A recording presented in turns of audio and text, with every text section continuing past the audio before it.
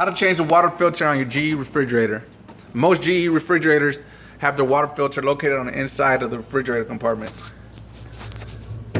What you want to do is you want to squeeze and pull. That way you can see what you're doing. Okay? You want to twist left and pull it off. This is an MWF water filter. Okay, you can go down to your local hardware store and get one. Once you get one, what you want to do is you want this arrow facing you. You push up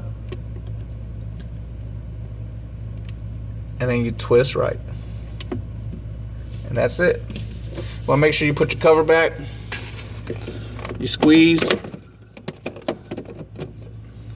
and you put it back, and there you go. That's how you change out your GE water filter. Thank you.